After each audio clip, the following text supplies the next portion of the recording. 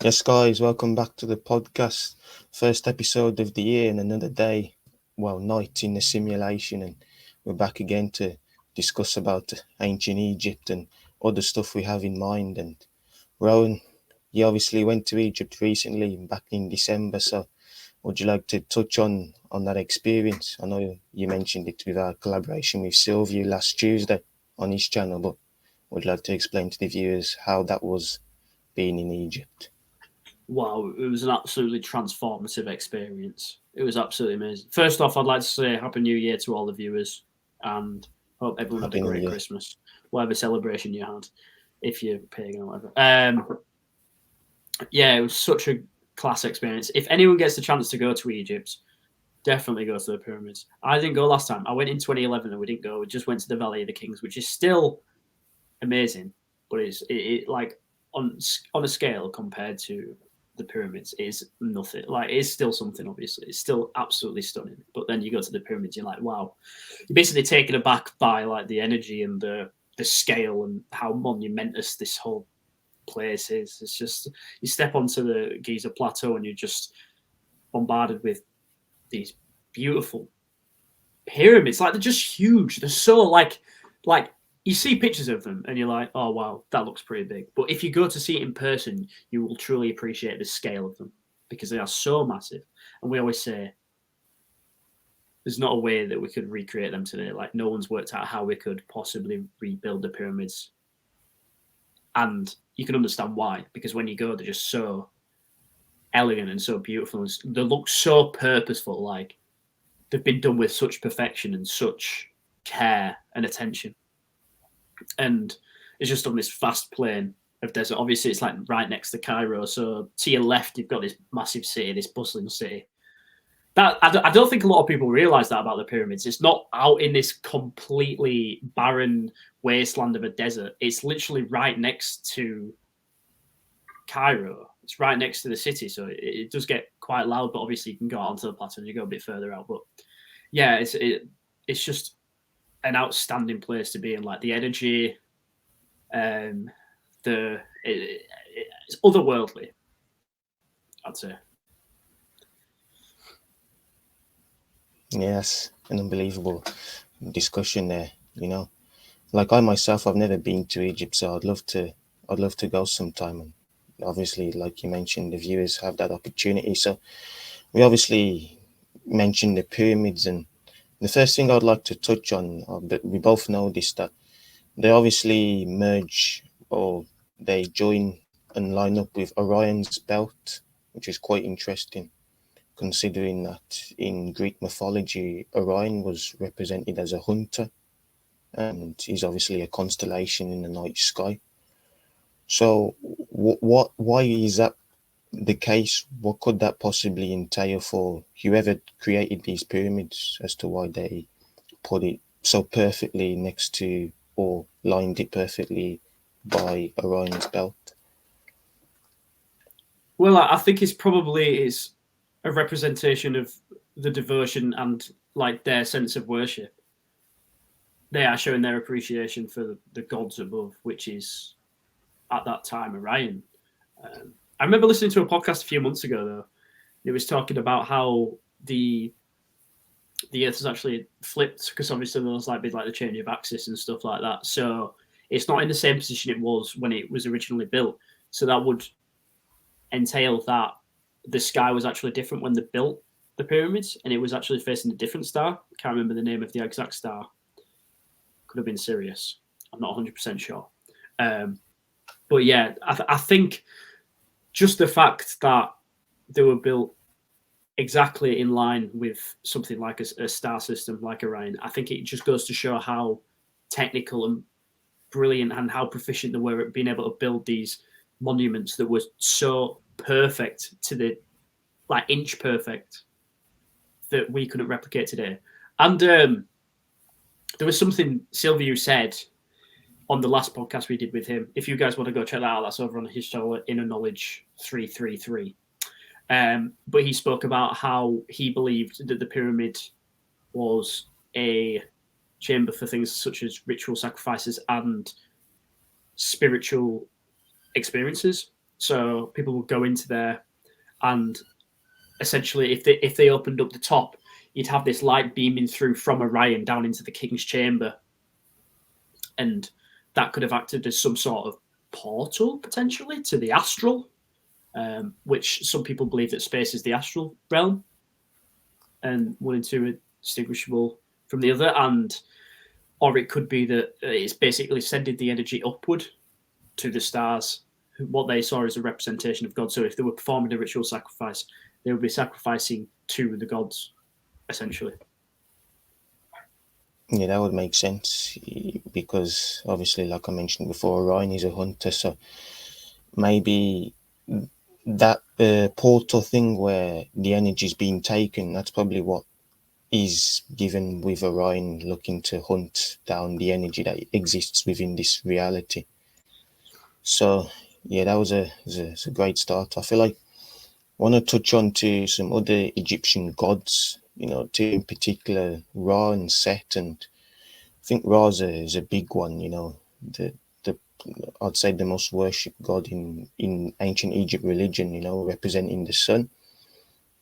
Other sources say that he's ruler of the sky, the earth, the underworld. He appears everywhere. So what I'd like to mention with Ra is that when you look into the periodic table, Rowan, I think you know this as well. Like the symbol Ra obviously represents the element radium, which has the proton number of 88, which for sure represents the constellations in the night sky, with the astrology signs being a part of that system too. So, and of course, when you look into radium, where it comes from and it originates, it's derived from the Latin word radius, and that means ray. And obviously, with radius, it's quite interesting because we know in maths that it's half the diameter, and it has a relationship with pi. And when you look into trigonometry, right, there is a unit of measurement. It's called radians, and that's given in pi as well. So obviously, Ra being in the middle of that, that's really used to measure angles. So then he led me going down a rabbit hole that if angles in trigonometry are measured in radians and angle is an anagram of angels, it perhaps explains the fallen angel story that is told in Revelation. And Interesting. perhaps that, Sorry, go yeah, on. I didn't realize you and finished. perhaps that Ra is the personification of perhaps Satan, because Ra being radians, Ra connected to pi in maths, and we know in numerology, Satan in Chaldean, when you reduce down the numbers, it equates to pi. So is Ra just Satan, which would be Potentially, Saturn? yeah. Yeah. And it was like the Egyptians had such a fascination with Ra as well, that basically had everything based around Ra as the god. Because you had, I don't know if you know this, I got some papyrus, if anyone's ever heard of papyrus. Papyrus. So it's the oldest paper on earth, and it's derived from the papyrus plant. And that was like the worshipped plant of Egypt. That's what they recognized as like the plant of the gods, because the bottom of it is shaped like a pyramid, and the top of it is shaped look like it flicks out like sun rays. So if you have a look at a picture of a papyrus plant, you'll see that the top of it, like the petals and stuff, are shaped like the looking out towards look like sun rays essentially. And throughout the day, they follow the path of the sun, so like they go with it. So it was an appreciation of the sun basically, and that's why they had that as such like highly valued, and that's what they wrote everything down on. So everything was written in papyrus, and it's the longest lasting paper to date as well. So if you had some papyrus, I bought some papyrus. If it is genuine, it'll probably last for thousands of years. That's how they found out about a lot of the things going on in ancient Egypt, was because a lot of the scriptures and stuff were written down on papyrus plant. So yeah, yeah, that's all I have to add to that little segment there. But yeah, I think what you say about Ra potentially being Lucifer and the agent of the underworld is quite fascinating. Could be potentially the truth and like the reality of it all.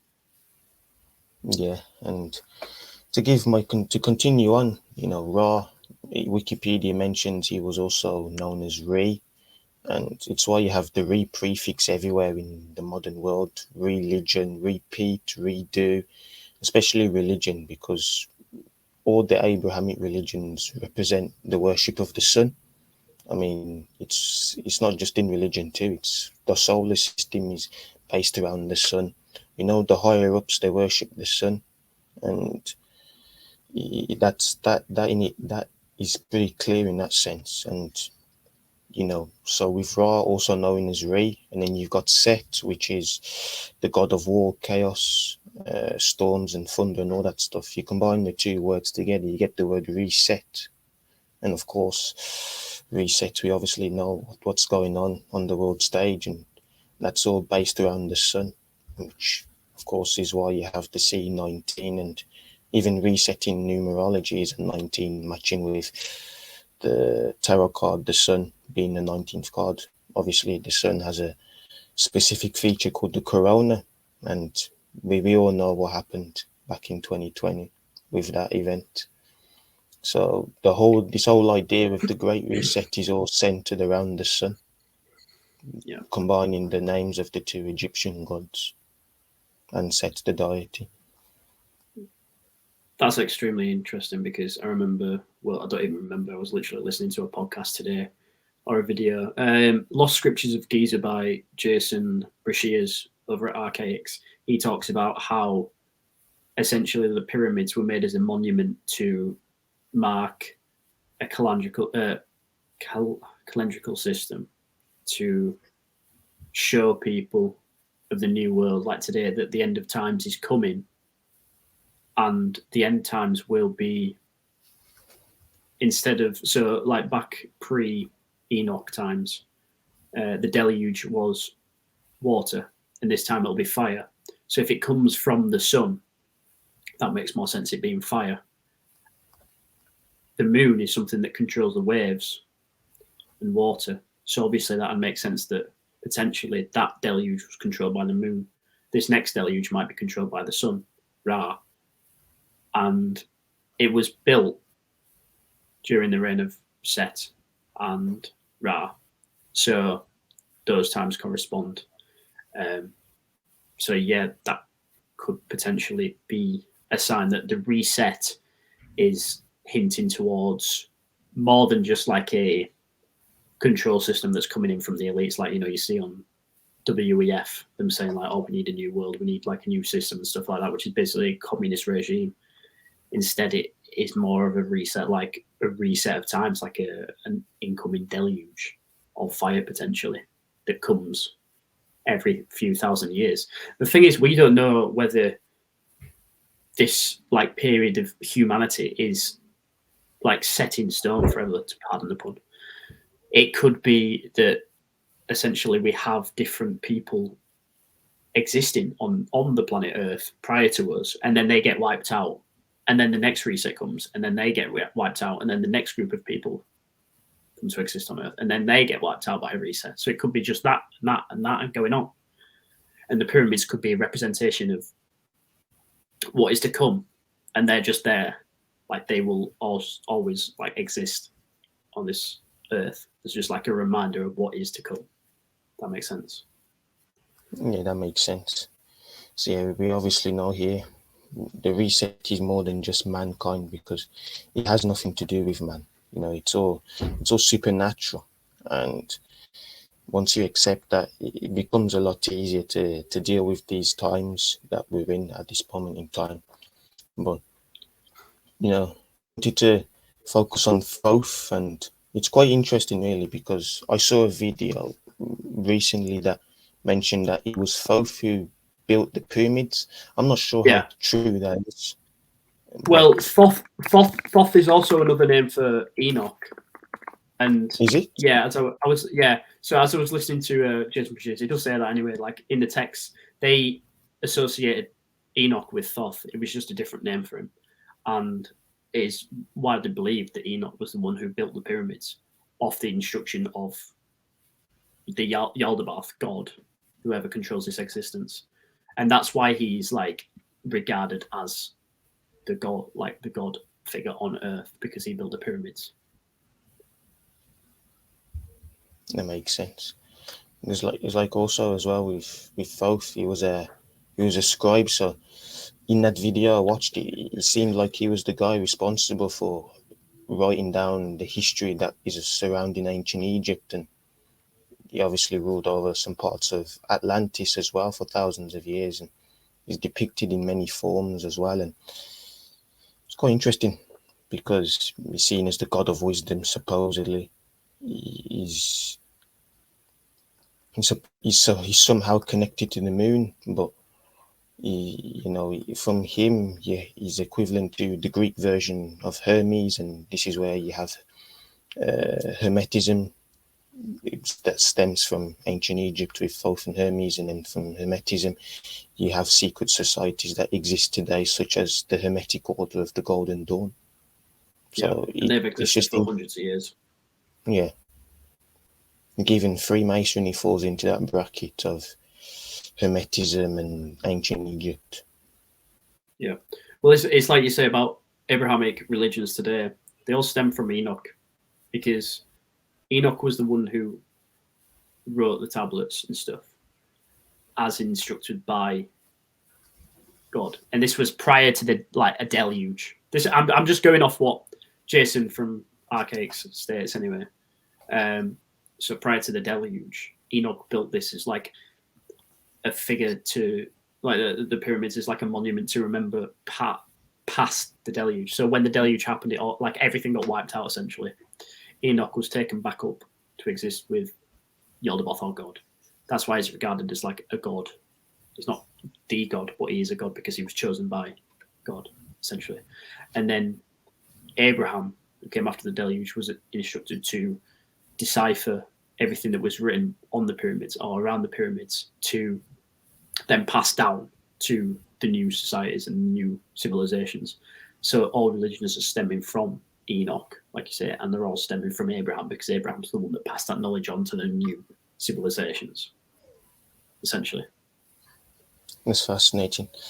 I believe Abraham, if I'm correctly, is he the king of the Israel at the time when Yeah, the yeah, Bible, yeah, yeah. the king of Israel, and of course there's the story of the people, the 12 tribes of Israel fleeing to Egypt, I think, to free Jacob. So Yeah. it's pretty interesting how the Old Testament seemed to connect that to Egypt. I wonder why. But then there's no actual record of Moses being an actual person and existing during the same time. So whether Moses is just a figure that's been thrown in by Christianity to make it seem like their story is more that sided, not sure. He might not Interesting. have existed. Because Moses was said to be influential with the Ten Commandments that is written in Scripture. So yeah, it's a tough one. Well, I went out to the Sinai Desert while I was in Sharm el Sheikh, because obviously it's in Sharm el Sheikh, which is like an island next to Egypt. Mount Sinai is located in the Sinai Desert, and I was out there like last month. Quite interesting. That's where he you know, the story of the burning bush, where he climbed up the mountain, got the 10 Commandments. Yeah, it's fascinating stuff. I believe that was in Exodus 3:14, right? Or is that featured 3:14? Possibly. See, that's the thing. There's always the relation to pi. Pi always comes up. It's always there. It's like Jason Brashears when he was talking about like the first date of the calendar, when this calendar started, and it's 3113, the year 3113, which is basically 3.14, because it's 3-1, and then you add the 3 and the 1, and you get 314. So there's always like the relation to pi. Yeah, because effectively pi runs this reality in a sense, and he has a lot of big influence. Like, or does it run this reality, or is it the thing that's like encompasses the reality? So is it the thing that holds us all together in this reality, if that makes sense? It's like we're part of a pie. I don't know. Yeah, that would make sense, right? Blueberry pie. Yeah. Yeah, very true. Maybe that is the case. You know. This is completely off topic. When I was driving home and I was listening to this podcast. Have you seen the Tesla logo? Yes. It looks like an eye. Have you noticed that? Mm-hmm. It kind of resembles the Eye of Horus Interesting. in a way. Have you noticed that before? No, I've not. Just look up a Tesla sign. Just look up the sign for Tesla. Look in the center. Do I have to It zoom looks in like an for upside this? down pyramid and an eye potentially. Say again. Oh yeah, I kind of see it. The Yeah, way I've and it's like seen an it, upside it down looks. pyramid as well. Yeah, that's interesting. The way I saw that with the Tesla logo is that it's the Greek. I see like the Greek letter tau, which All is right, yeah. is the 19th letter, obviously tied to the sun. And then in the Hebrew, or that's not Hebrew, the Phoenician letter, there's a letter called tau again, but spelt with a W instead of a U at the end, and that's the is it 22nd letter if I'm correct? Let me check. I don't want to embarrass myself. Interesting. This is a complete tangent here, isn't it? Sorry, Yeah, I've completely thrown us off track here. It just came to my mind because I was like, I remember driving home and I remember seeing that. I was like, it looks like the LC eye, or it looks like a pyramid upside down, yeah, at least. And it's interesting because, yeah. It's the 22nd letter. yeah, Um, Jason I'm not Bashir's interested. Yeah, go talked on. about in the podcast. He talked about how the pyramids were like a monument to the underworld as well. And obviously, you have the upside down pyramid on the Tesla logo, and like Ra being the god of the underworld as well. Yeah, So, that makes sense. But just to continue on with Tau, it was actually Tav. I got it wrong, but well, Tau is the same thing, but like it's the 22nd, and in Phoenician, it represents the letter X. And if you know about the god Osiris, there's this symbol right when he's resurrected. yeah, Yeah, yeah. So that perhaps represents, you know, that's why you see in the symbolism or the higher ups when they all doing that, it's all representing resurrection in a way. I thought it was representing Wakanda forever. Oh yeah, that's a typical NPC That's response. what it is. Because obviously No. the main actor died, didn't he, Boseman? Yeah, Chadwick Boseman died quite fittingly. I'm not going to say anything on that. Obviously, he probably did die. It was probably in natural causes, but it's just part of the reality that someone has to die as like a form of symbolism and sacrifice. Right. I need to look at this. I'll do this later. Okay.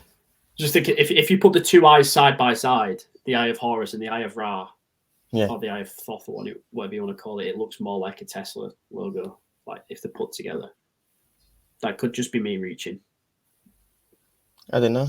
Maybe there's something in there. You can definitely dive in, and maybe in a future episode there could be a solid connection there.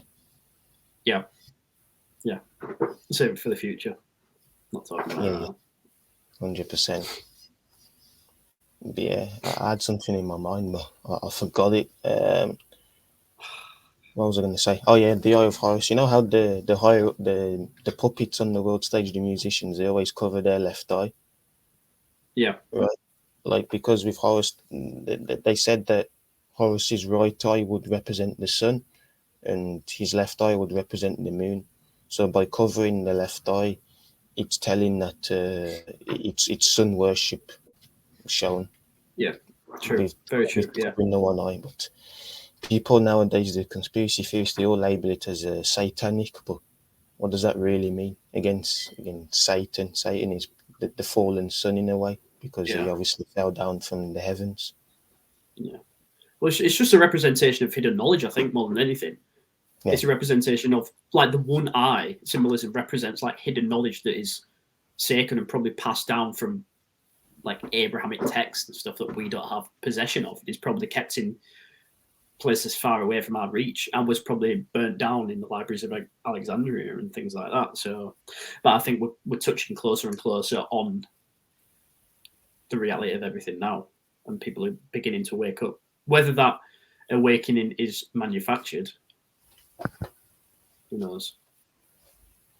Yeah, it's obviously something to do with the relationship between the sun and Sirius, as Santos Bonacci, if you've ever heard of him, mentioned in an old video of his, like, as when the sun and Sirius are close together, it seems to be that there's a shift in consciousness somewhere. And it's quite interesting, really, that relationship between the sun and Sirius, because it's told that there's a binary star system between the two, and the ancient Egyptian equivalent of Sirius is the goddess Sopdet, which I'm not sure. I don't know much about that goddess in particular. Maybe you want to elaborate on that, but I think they saw her as the morning star, if I'm correct. Sopdet. Okay. No, I know about the Sirius worship during ancient Egypt, but I didn't know about that. There was like a faction of people that worship Sirius, I believe. I think they were called the Syriads, or they established their own community called the Syriads. And was that in ancient Egypt or a different time? I believe it was ancient Egypt. Could be completely wrong. Obviously, as well, you had King Akhenaten come in after or prior to Tutankhamun's dad, obviously, who came in and basically made everything. It turned ancient Kemet into a monotheistic religion where they all had to worship the sun. They could only worship the sun. They couldn't worship anything else. So, yeah. And then he was basically exonerated. People didn't like Akhenaten very much because he forced them to go against their religion. They believed in like worshipping different things other than the sun. They worshipped a lot of different things. Mm. So I don't know if you're familiar with the process of like when an ancient Egyptian dies, like a pharaoh or something or other, like a high up priestess or pharaoh's wife. Basically, what would happen is they'd get buried, and they'd get a mask, and essentially they'd get a book. They'd all get a book, and it'd be called the Book of Death, I believe.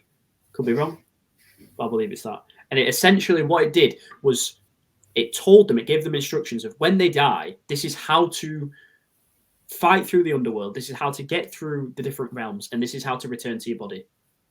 Because they would be buried with treasures and in a tomb, and they believed that they should experience the afterlife with these treasures and these pleasures. And that's why they had, obviously, like the Valley of the Kings and things like that, because they get buried with these treasures. But Akhenaten, who was like that, they thought he didn't deserve that sort of treatment in the afterlife. So essentially what happened was he didn't get a Book of Death, and his mask was basically torn up. So his soul would not recognize his body in the afterlife. So essentially his soul would be stuck in purgatory forever, and he wouldn't be able to return to his body and experience the afterlife. So yeah, that's what the ancient Egyptians believed anyway. Very interesting. Could you say that relates to the current death reincarnation cycle? Is the afterlife just heaven, or is it just going back to earth again? Because you touched on how is it astral travel or an out of body experience that these pharaohs experienced in a way? So it wasn't. It was is essentially what they believed was after they died, they had to return to their body, or they would be reincarnated over and over again, or they would be stuck just wandering the astrals and things like that for eternity, and they wouldn't be able to like.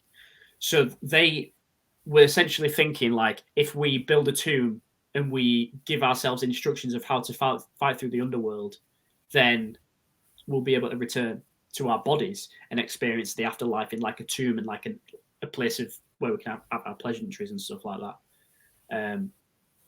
So yeah, it wasn't the fact that they were doing the astral travel, or probably they might have been at the time. They might have understood like how to astral travel, and that's how they had the knowledge to write these books and pass them on to people before they died. And this is like how to fight through that sort of experience. But it was more like when they died, they had to work out how to do it, if that makes sense. Yeah, good point.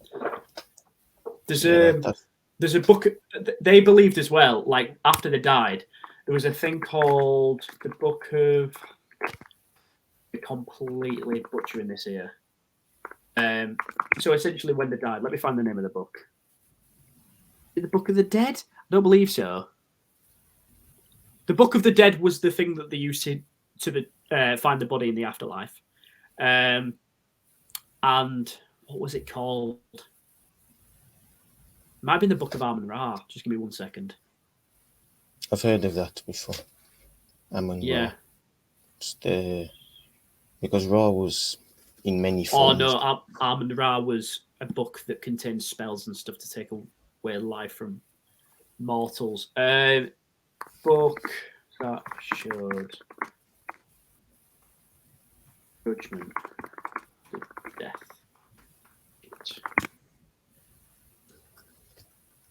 Wasn't the Book of the Dead? Was it this? Oh no, it might have been the Book of the Dead actually. Yeah, my mistake.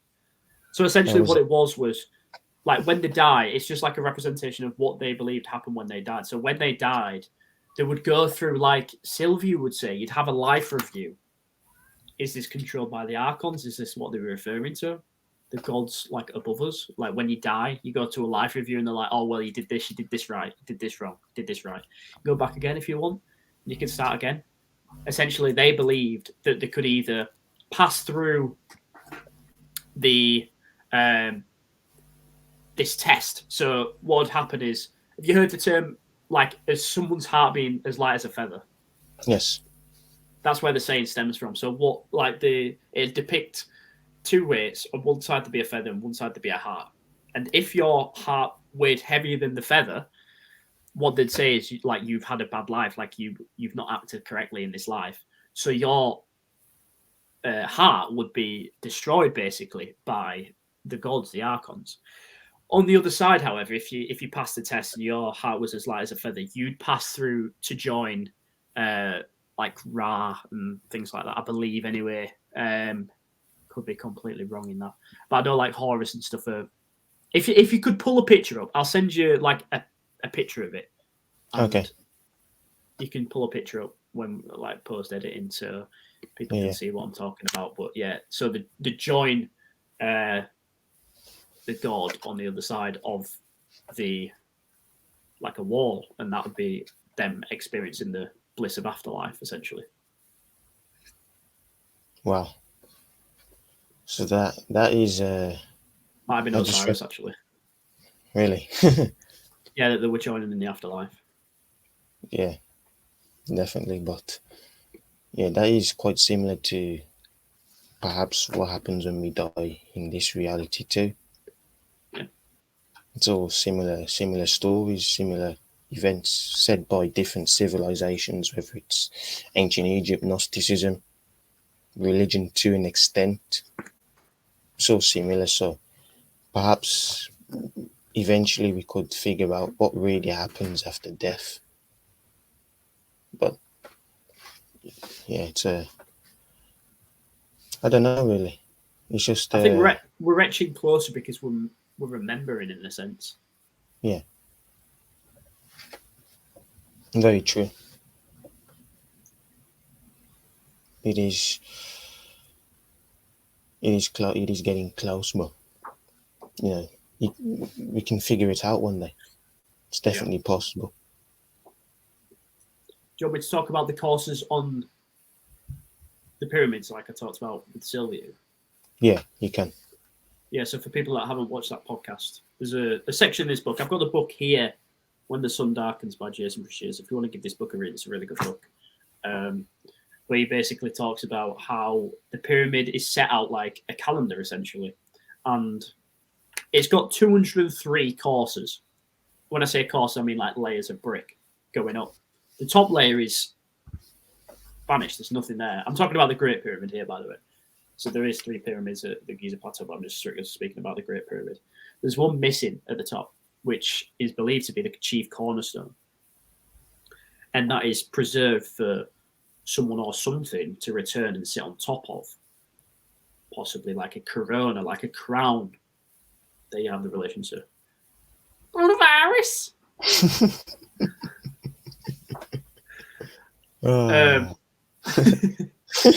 So yeah, the 203 courses is in relation to how many years there are between the period of 1902. So 1902 was the year that.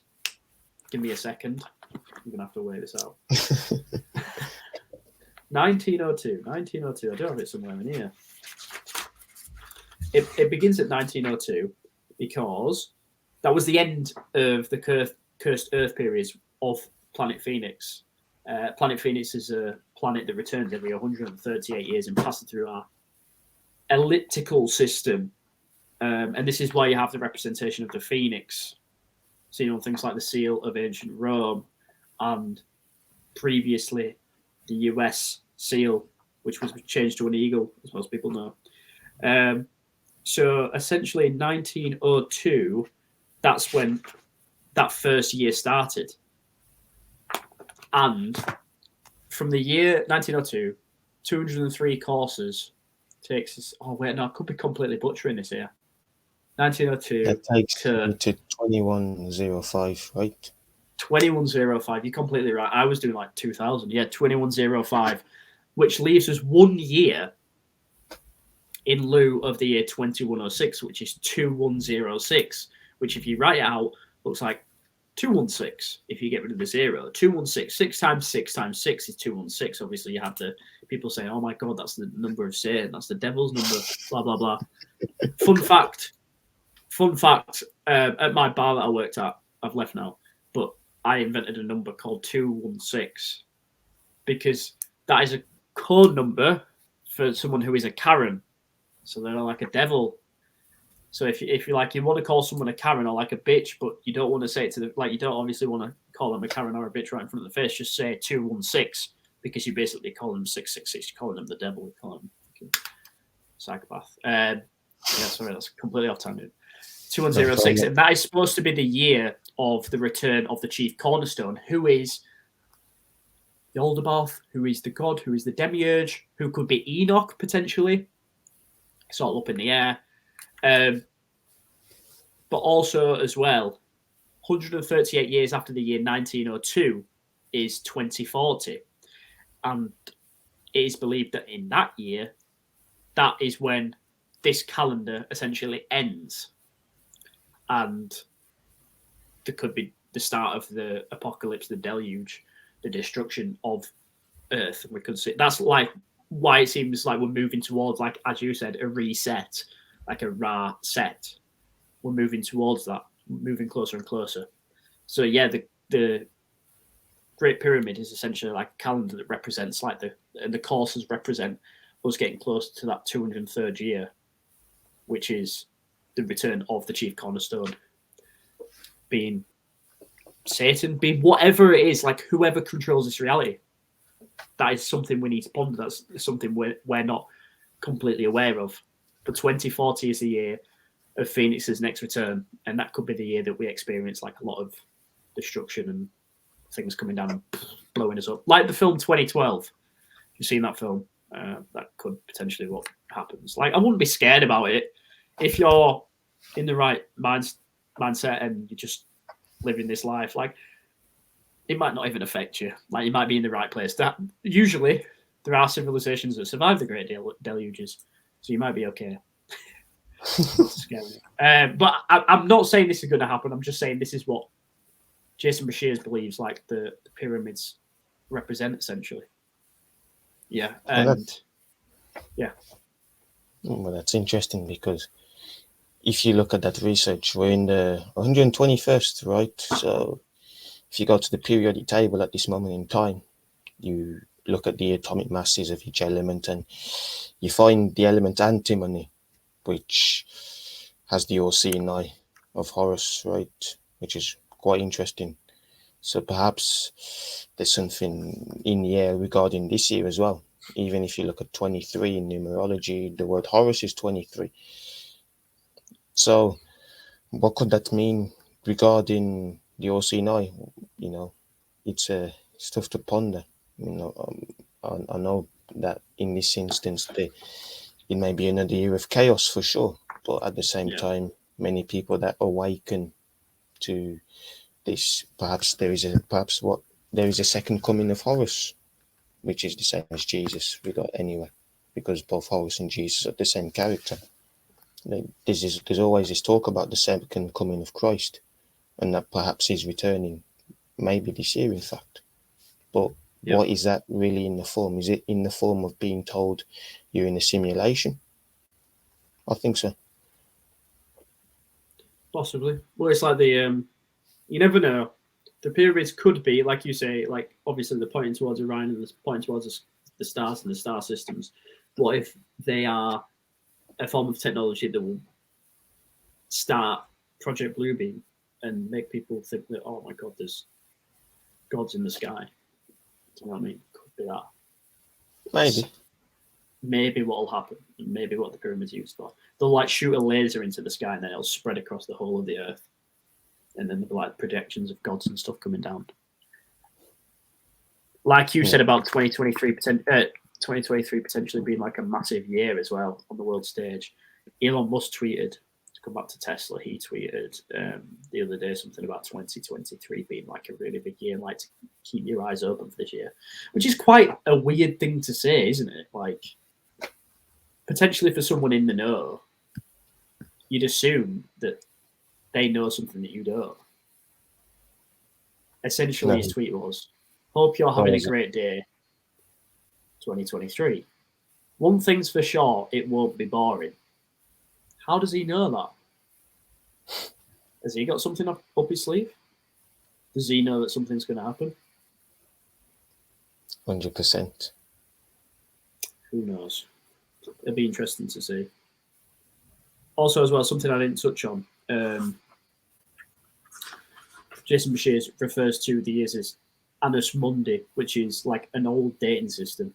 And he starts off the calendar from, if you start it off from the year 3895, which is the year that he believes that the first deluge started prior to humans existing on Earth, and it was like run by Anunnaki. You know the story of Anunnaki. Everyone's heard the story of Anunnaki, or people who are watching this probably heard the story of Anunnaki. And that was the first year. And if you go to the year 2106, that is the 6,000th year of Annus Mundi. So it's like you have the 6 there. So it's like the final year, essentially, of the calendrical period. Yeah. I definitely need to look into Bashir's stuff. I just don't have the time, really. His stuff's quite detailed. Yeah, it's very detailed. Like, I was listening to one of his podcasts. I'm listening to the Lost Scriptures of Giza, like the audiobook at the minute, and it's really hard to follow. Like, I don't think it'd be as bad reading it, but like this book here, if you read through it, it's just a lot of dates and a lot of things to remember. Like, if you look, like, it's just a lot. Like, most of it is just like, on this date this happened, and this connects to this because this, and because at this date this happened, so that's 3,000 years after, and blah blah blah. So yeah, interesting to note as well. The fall of Rome actually happened in the year 476, which is 1,300 years before the establishment of the Illuminati. There seems to be a fascination with the year 76. I'm not sure what it is. Fall of Rome, mate. Well, obviously, like what we touch on the world stage, perhaps the current Pope on the world stage will be the last one. Of course, the fall of the Roman Empire happened in Constantinople, which is in Istanbul, modern Turkey, which is why if you followed football on the world stage, that's where the current Champions League final is. And It's quite interesting that is because it's all representative of the phoenix in a way. That whole scenario. So the fall of Rome, history will perhaps repeats itself in that final. In that the Phoenix will be coming back in 2040. Also, as well, yeah, like you said, World Cup was won by Argentina, and the Pope is from Argentina, and the final was one day before his birthday, or one day after, sorry. Yeah. His birthday's on the 17th of December. And obviously, like the Roman Church, what it is now, like the Church now, like the Vatican and stuff, obviously isn't what it used to be. Do you know what I mean? Like the values and stuff they hold today are quite twisted, and I don't really think they speak for the majority of Christians. Nah, no chance. The Jesuits really, they're just Jews on suits, as one person I follow on Twitter calls it. It's all a Ponzi. All right, Kanye. Yeah. I love a lot.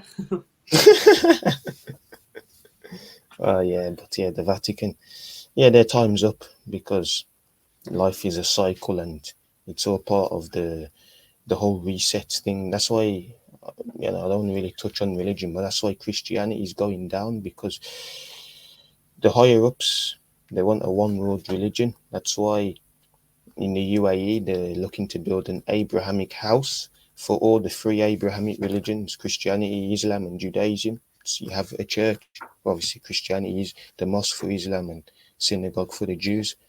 So that's why the higher ups, the Jews in charge of this world, use the puppets in the music industry to mock the Christ figure, which is Horus, which is any other character that has a similar story to Jesus. Interesting, isn't it? It's very fascinating. I think what we're experiencing is a game of like 5D chess, where they've had every move planned out for hundreds of years, and they're just slowly moving the pieces. 100%. He's going to win. Again, it's a supernatural game. England. What's Euro 2024? Yeah. Is it? That's the year. The year of the dragon, that is. Oh, that's very interesting, of course. This year's the year of the rabbit, which I think is very interesting because obviously, like the rabbit hole, I think that'll be the most interesting thing about this year. But the year of the dragon. Wales might win it. Nah, they ain't winning it.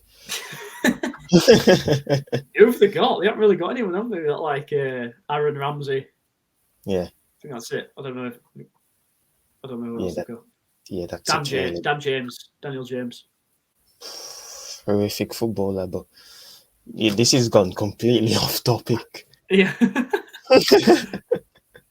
But yeah. I've completely forgot what we were talking about, to be honest. What were we saying? I have no idea. You mentioned Brashear's book about the sun, and then you talked about the Vatican, and then somehow I talked about the Champions League final, and then we led to football for some reason. Yeah. Oh, I don't know if I said this on Sylvia's podcast, but there was something I wanted to touch on. You know, I talked to you about. Did I tell you this before? When I went snorkeling in Egypt. Yeah. We swam out, and there was like a Statue of Liberty in the middle of the water, which was like you mentioned the most random thing ever. And I was like, why the fuck is the Statue of Liberty out in this random patch of the Red Sea? And like, obviously, you don't really think much of it. It was just like, that's really random. But then I had a dream about the Statue of Liberty again and being in New York, and like they were transforming this part of the world to look like New York. Back in November as well, I went to Amsterdam. And then I read Jason Brashear's book, and there's a portion of it where he's talking about how New York it's basically the start of the USA. It's like when the USA first started to come to like fruition, because people from Amsterdam, coming over from the Netherlands, from Amsterdam, came over and turned what is now New York into New Amsterdam, because they bought it off the Aborigines. They said, can we have this piece of land? for however much. I think it was like $24, which is fuck all, mate. That could buy you like a bottle of Prime today. Maybe not even that. And then, so they bought that, and then that's the start of the USA in a sense. And that was in the year 1626. If you go 414 years from that, which is in the book, if you read it, is explained as a cursed earth period. Between those 2 years, it takes you to the year 2040, which is, like I said, the year of the Phoenix's return. So there's a period of 414 years between like the beginning of the USA to its end in 2040. That's 414 years, which is a cursed earth period. So if that, like, there's another like number synchronicity there, basically, that lines up. And that's why I was like, I found it interesting that I had the dream about the Statue of Liberty, and I saw the Statue of Liberty in the water in a random place in Sharm el-Sheikh in Egypt, and then I went to Amsterdam like the month before. So I thought it was like a random bout of synchronicities. It was worth everything's mentioning. Connected, my friend. Everything's connected. Yeah. Man, this has been good. This has been a great discussion. Have you got anything else to speak about? Because I feel like I've said everything I've needed to say at this point in time. Not so much of saying something as much as a recommendation, because at the minute I'm watching the show on Netflix, Ancient Apocalypse by Graham Hancock, and he basically like points out there's so many pyramids across the earth in different locations, and some of them seem to date back as far as like 12,000 years ago, like a long time ago, like a hell of a long time ago. So it's like, what is this fascination with pyramids, and what do pyramids represent? And I think that's something that like needs to be worked out, because I feel like the ancients were onto something quite secretive. If they were all on the same wavelength of building pyramids, like what is the significance of pyramids? You know what I mean? Like, what does it represent? That is like the biggest question. Yeah, everyone has their theories and truths. It's probably the hardest mystery to uncover in the entire reality. Yeah, because it's just like you said at the beginning. It's so hard to replicate. Like, how do you even go about decoding a building like that? But I don't know. You know, well, it's like like I said, it could be a calendrical system. But then people saying like all the angles and stuff, and the length of the sides and the height of it are all synced up. They're all like numerically perfect. Yeah, I say 51 degrees appears a lot in the angles for the pyramid, which is interesting, given the 51st element in the periodic table. And I was born on 5-1, and there's a 2-3-3 connection. You remember you said about the 2-3-3? You were 2-3-3 as well, weren't you? Mm-hmm. 2-3-3 is the 51st prime, if I'm not mistaken, as well. Yeah, I think that's true. Very true. So yeah, there's like all these numerical synchronicities and stuff like that just link up with the pyramids. It's like, why do they do that? You still there? Oh. Yeah, I'm still there. Sorry, I just cut off for a second there, I think. I did it. So yeah. Should we call it now? I feel like this has been a great discussion. Yeah, I think it's been a great episode today. Yeah. And I think we should also really touch on this episode as well. We should keep going back to pyramids because it's such a fascinating thing to study, and there's so much to go into. Yeah. I gotta start looking at the maths behind the pyramids, because I'm a nerd when it comes to that. Yeah. I feel like you'd be better at that than me, because like I did pretty well at maths in GCSE, but like obviously like you know what you're doing when it comes to Yeah. All right, guys. Thanks for tuning in, and we'll see you next week. Enjoy the show. Well, the show's finished now. That's all, folks. All right. See you next week.